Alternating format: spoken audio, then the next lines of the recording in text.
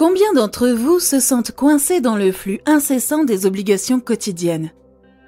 Combien d'entre vous se demandent pourquoi, malgré tous leurs efforts, les désirs de leur cœur semblent hors de portée, presque comme des mirages que l'on voit sans jamais atteindre? Imaginez un instant si la solution ne se trouvait pas dans l'effort, mais plutôt dans une toute autre forme de pouvoir, un pouvoir qui réside non dans le faire, mais dans l'être, dans cette capacité intérieure à croire et à lâcher prise. Ce soir, nous allons plonger dans ce qui peut sembler paradoxal, mais qui est pourtant la clé de tout accomplissement. Le repos, le sabbat intérieur. Alors, asseyez-vous confortablement et ouvrez votre cœur à cette idée. Et si tout ce que vous aviez à faire pour atteindre vos désirs les plus profonds était de cesser de les forcer? Je voudrais explorer avec vous deux perspectives que chaque être humain possède en lui-même, deux manières de percevoir et de comprendre notre monde. La première est ce que j'appelle la pensée charnelle, ce mental naturel limité à ce qui est immédiatement visible, tangible et que nos sens peuvent percevoir. La seconde est l'esprit du Christ, un état de conscience spirituelle où nous réalisons que la réalité ne se limite pas à ce que nous voyons ou touchons, mais s'étend bien au-delà, jusqu'à l'invisible. Voyez-vous, la pensée charnelle perçoit le monde comme figé dans le présent. Pour elle, seul l'instant est maintenant réel.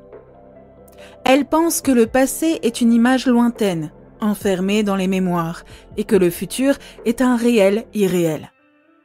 Ainsi, cette pensée limitée est incapable de saisir la puissance infinie de notre être, et se contente de naviguer dans ce qui est déjà visible. Mais je vous invite à considérer l'autre perspective. L'esprit du Christ, cette dimension spirituelle de notre être, imaginez un instant que le passé, le présent et le futur sont un ensemble complet qui peut être contemplé dans sa totalité. Imaginez que chaque instant que vous avez vécu, que vous vivez ou que vous vivrez existe simultanément dans un espace intérieur infini. Cet esprit du Christ, mes amis, voit au-delà de la simple réalité physique et entrevoit cette dimension plus vaste où tout est possible. Cet esprit n'est pas limité par ce que vous avez déjà expérimenté ou par ce que les autres pensent possible. Il ne reconnaît aucune frontière entre l'imaginaire et le réel. Alors, me direz-vous, comment parvenir à activer cette vision intérieure, cette perception divine en nous? La réponse, mes amis, réside dans notre capacité à nous défaire de nos habitudes mentales. Car ce sont les habitudes, ces chaînes invisibles qui nous rendent aveugles à ce monde plus vaste. Nous croyons que nos pensées répétées, nos idées figées sont des lois absolues. Mais en vérité, elles ne sont que des coutumes qui limitent notre liberté intérieure. Je vous exhorte donc à entrer chaque jour dans le silence, à détourner vos sens de ce qui est visible et à plonger dans l'invisible. Là, dans cet espace intérieur, en contemplant l'état que vous souhaitez manifester, en le ressentant profondément comme déjà accompli.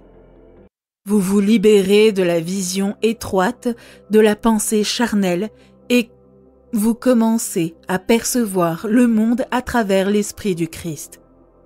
Ainsi, chaque désir, chaque aspiration que vous portez au fond de votre cœur, chaque rêve qui semble inatteignable, peut être perçu comme une réalité en cours d'accomplissement. En vous détournant des limites de vos sens et en élevant votre pensée dans cette dimension spirituelle, vous invitez ce rêve à devenir concret. Votre esprit, libéré des illusions de la pensée charnelle, devient capable de voir la vie sous l'angle de la création divine, où tout est possible. Ce n'est plus une question de si, mais de quand, car tout est déjà là, attendant d'être révélé par votre foi inébranlable.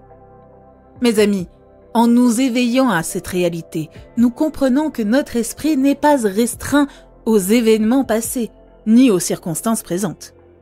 Nous pouvons, en vérité, accéder au pouvoir divin en nous et nous voir, non comme des êtres passifs, mais comme des créateurs actifs, façonnant notre vie par la force de notre imagination et de notre foi. La réalité est malléable, mes amis, et elle attend patiemment que vous lui donniez forme selon votre désir. Maintenant, êtes-vous prêt à faire ce pas ? Êtes-vous prêt à sortir de la pensée charnelle et à entrer dans cette lumière divine de l'Esprit du Christ ? Passons maintenant à l'idée puissante de la résurrection, non pas comme un concept religieux strict, mais comme la résurrection de nos désirs, de nos rêves, de ces parties de nous qui semblent éteintes ou oubliées. Car c'est là que réside le pouvoir véritable de l'imagination et de la foi. Imaginez-vous dans une situation. Vous êtes rempli de désirs, d'aspirations non accomplies qui dorment en vous, comme un enfant endormi. Ces désirs, bien que profonds, semblent si éloignés de la réalité visible que vous pourriez croire qu'ils sont morts, que ce sont de simples chimères ou souvenirs fugaces de ce que vous avez autrefois espéré accomplir. Mais en vérité, ils ne sont pas morts. Ils dorment simplement, attendant que vous les réveilliez. Cet enfant endormi symbolise ses rêves, ses désirs non réalisés.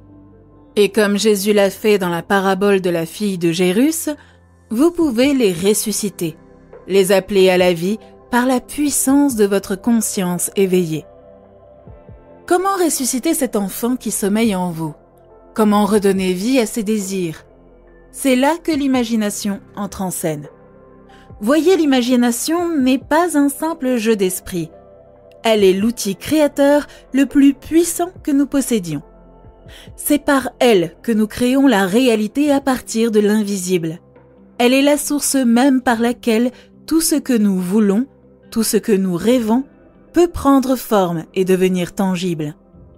Lorsque vous choisissez un désir, il est crucial que vous imaginiez ce désir comme déjà accompli. Voyez-vous vivant dans cette réalité, comme si elle était déjà faite. Ressentez l'émotion, la joie, la paix qui accompagnent ce désir accompli. C'est ici que réside le secret de la foi vivante, mes amis. Agir et ressentir comme si ce que vous désirez était déjà à vous. En visualisant, en vous voyant dans cet état de réalisation, vous réveillez votre désir, vous lui donnez un espace dans votre esprit. Et comme la foi que Jésus demandait au père de la jeune fille, vous affirmez avec confiance « N'aie pas peur, crois seulement ». Certains diront que cette méthode est irréaliste, que l'imagination ne peut pas transformer la réalité. Mais l'imagination, mes amis, est plus réelle que ce que vous pouvez toucher et voir, car elle est la substance même à partir de laquelle toute chose est créée. Toute idée, chaque invention, chaque accomplissement humain a pris naissance par l'imagination. Et, en y étant fidèle, en fermant la porte aux doutes et aux critiques extérieures, en restant centré sur cette vision intérieure, vous permettez à ce désir de s'incarner. Ne vous laissez pas décourager par le scepticisme des autres, par le monde extérieur qui pourrait rire de votre foi. Fermez les portes de votre esprit aux voix de la moquerie, aux opinions des autres qui peuvent limiter votre perception. Prenez avec vous seulement la certitude et l'enthousiasme qui nourrissent votre désir. Comme Jésus l'a fait en fermant la porte aux moqueurs avant de réveiller la jeune fille. Fermez la porte de votre esprit à tout ce qui nie la possibilité de votre rêve. Ne permettez aucune place pour le doute ou la négativité. En cultivant cette foi intérieure, vous donnez vie à ce qui semblait mort, et vous verrez peu à peu les manifestations se matérialiser dans votre monde physique. Vous n'avez pas besoin d'en parler, de l'expliquer, de le justifier. Votre simple conviction silencieuse, maintenue dans la foi et l'imagination, attirera les circonstances et les opportunités qui mèneront à la manifestation de votre désir. Ainsi, mes amis, cet enfant en vous, qui représente vos rêves et désirs profonds, n'est jamais véritablement mort. Elle dort et elle attend que vous l'éveilliez par la puissance de votre foi, par l'engagement envers la vision intérieure de ce que vous êtes destiné à être. Maintenez cette vision fermement, restez dans la conviction que vous êtes déjà celui que vous voulez être, et restez. Comment dans le mystère de l'existence, cette réalité commence à émerger, à fleurir autour de vous. C'est là la véritable résurrection, le retour à la vie de tous vos rêves, que vous aviez peut-être abandonnés ou laissés s'éteindre, et qui, par la puissance de votre foi, peuvent reprendre forme. Maintenant, penchons-nous sur un autre principe essentiel, le détachement, la loi du sabbat spirituel, un moment de repos et de confiance absolue. Ce principe est la clé finale qui vous permettra de libérer la puissance créatrice en vous. Le sabbat, tel qu'enseigné dans les Écritures, représente bien plus qu'un jour de repos physique. Il symbolise le repos de l'âme, le relâchement du besoin d'effort et de contrôle. Ce n'est pas par l'agitation ou l'inquiétude que nous créons la réalité de nos désirs, mais par la paix intérieure et la conviction inébranlable que ce que nous avons assumé dans notre esprit est déjà accompli. C'est là le véritable pouvoir du sabbat, le pouvoir de laisser être. Prenons un moment pour comprendre cela plus profondément. Quand nous agissons avec foi, que nous assumons que notre désir est déjà réalisé, il nous est demandé de laisser aller.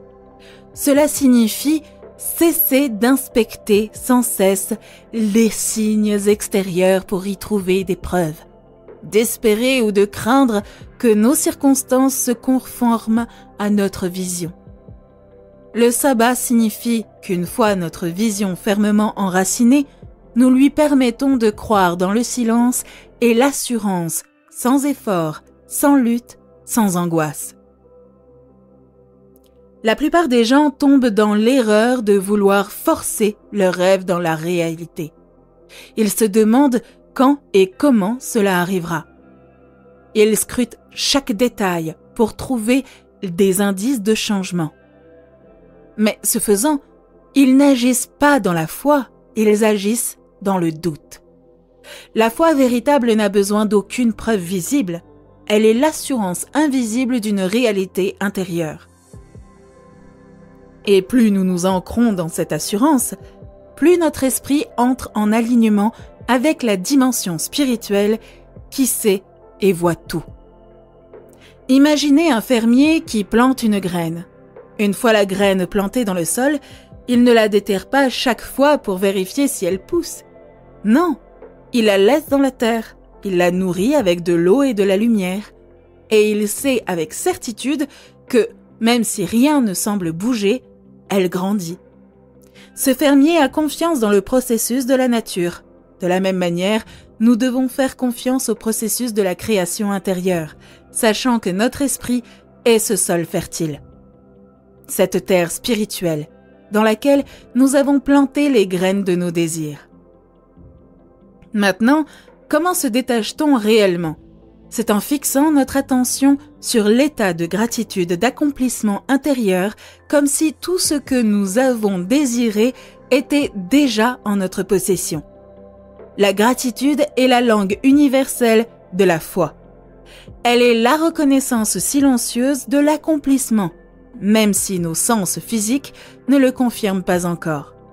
Alors, vivez dans cette gratitude, dans cette sérénité que procure la certitude de votre vision. Vous vous demandez peut-être comment rester dans ce repos du sabbat, surtout face aux défis quotidiens. La réponse réside dans l'un des enseignements les plus subtils, mais les plus puissants. L'attente sans attachement. Cela signifie que vous attendez sereinement, non avec impatience, non avec la sensation d'un besoin, mais avec une confiance tranquille que la vie mettra en place les détails de votre vision. Quand nous atteignons cet état de sabbat intérieur, nous devenons comme le Christ, qui pouvait dire, en pleine conscience, que son œuvre était accomplie. Car il savait que sa vision intérieure, assumée dans la foi et nourrie par la gratitude, se manifesterait inévitablement. En atteignant cet état, vous expérimentez une libération intérieure, vous cessez de forcer les choses, de chercher les confirmations à chaque instant, et vous vous reposez dans la conviction que tout se met en place selon le plan divin. Alors, mes chers amis, vivez cette loi du sabbat.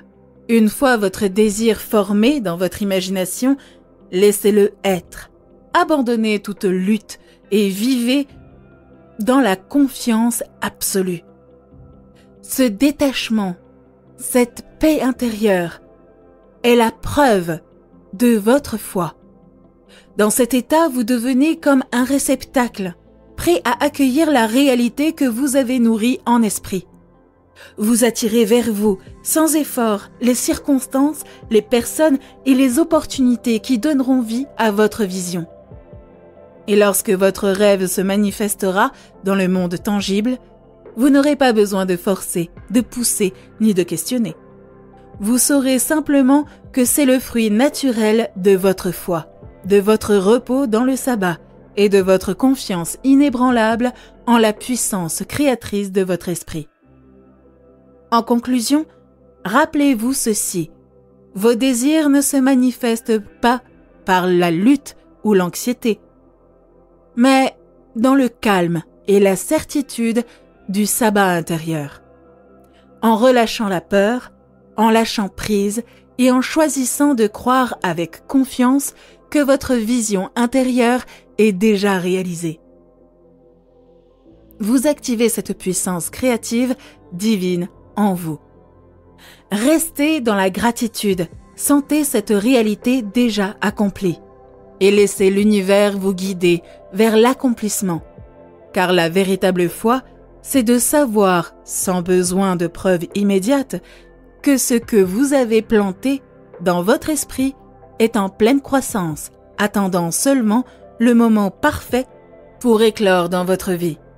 Faites le choix du repos et de la foi, et vous verrez, le monde répondra en vous offrant exactement ce que vous avez déjà accueilli dans votre esprit.